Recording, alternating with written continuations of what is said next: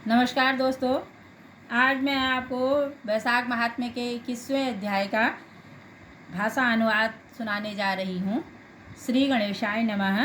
श्रुतिदेव कहने लगे कि शंख ऋषि और व्याधि उसको इस प्रकार देखकर बड़े विस्मित से पूछने लगे कि तुम कौन हो, किस पाप से तुम इस योनि को प्राप्त हुए और अब किस शुभ कर्म से तुम्हारी बुद्धि शुद्ध हुई है और अकस्मात मेरी मुक्ति को हो गई है।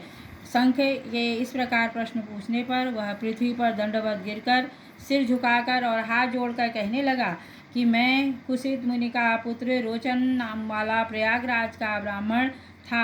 आसन, शयन, निद्रा, लोकचर्या, ब्याज लेना यही मेरा काम था।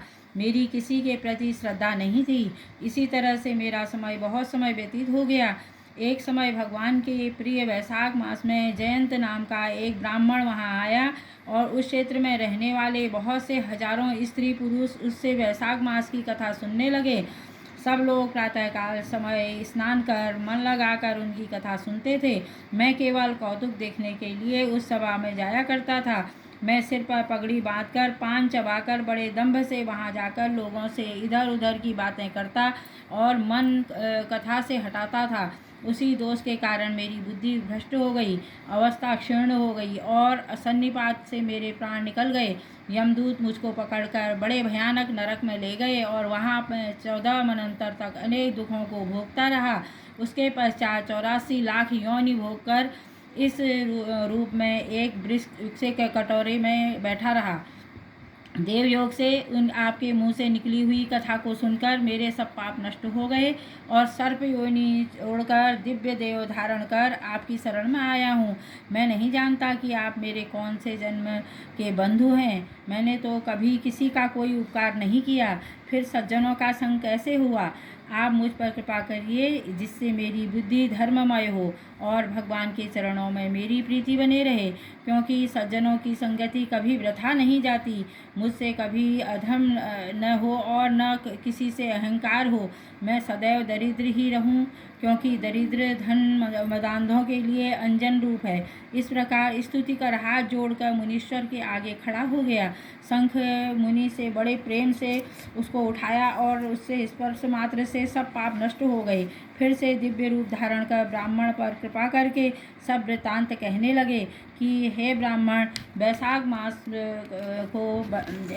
मास और भगवान विष्णु का महात्म्य सुनने मात्र से ही मेरे से तेरे यह सब पाप नष्ट हो गए हैं। तू क्रम से अति अवाहक लोगों को जानकर फिर देश में ब्राह्मण के घर जन्म लेगा और वेद शर्मा नाम से प्रसिद्ध होकर सब विद्याओं में निपुण होगा।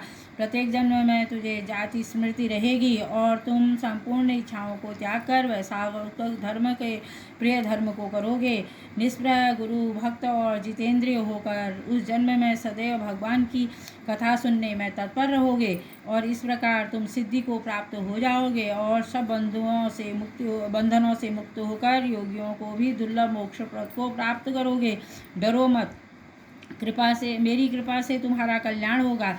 जो किसी प्रकार श्रद्धाहीन होकर भी भगवान के नाम का श्रवण करता है वह भी निर्मल होकर मुक्त हो जाता है।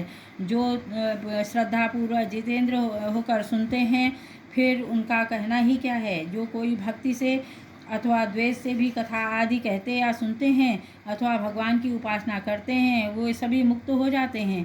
भगवान के भिन्न यश से अंकित जो अनेक नाम हैं उन्हें साधु महात्मा सुनते, गान करते और मनन करते हैं। ऐसी भगवान की सेवा में न कष्ट उठाना पड़ता है, न खर्च करना पड़ता है। उसके श्रवण मात्र से प्रकाशमय धाम मिलता है।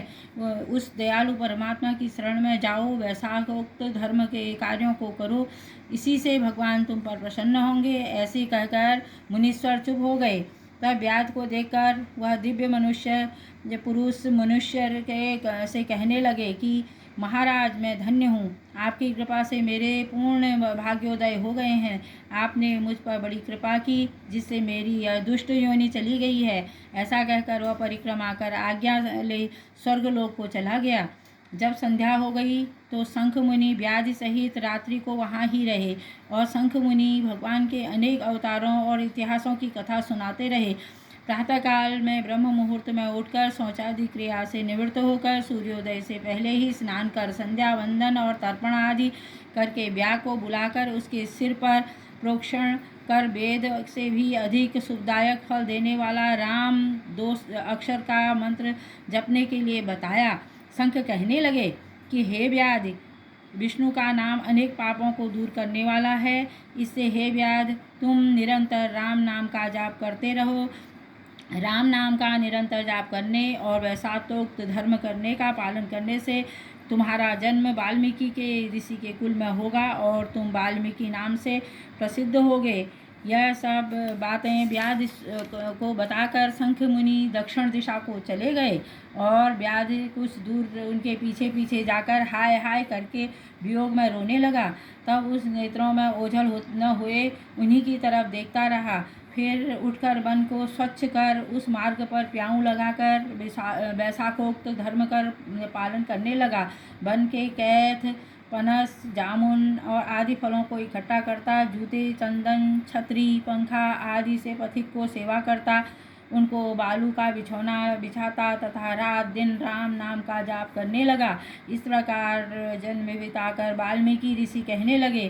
तब के अंत में स्त्रियों के गाने के शब्द सुनकर उनका मन चलायमान हो गया और वह एक भील जाति की स्त्री से उनके वाल्मीकि नाम का पुत्र उत्पन्न हुआ।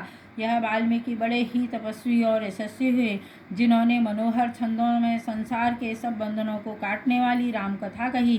श्रुतिदेव जी कहने लगे कि वैशाखोक्त धर्म थोड़े से धर्म अर्थात जूते दान करने से ही व्याधि को कितना दुर्लभ ऋषित्व मिला। जो कोई इस पापनाशक कथा को सुनेगा उसका फिर जन्म संसार में नहीं होगा। इस प्रकार वैशाख महात्म्य का 21वां अध्याय तत्सत।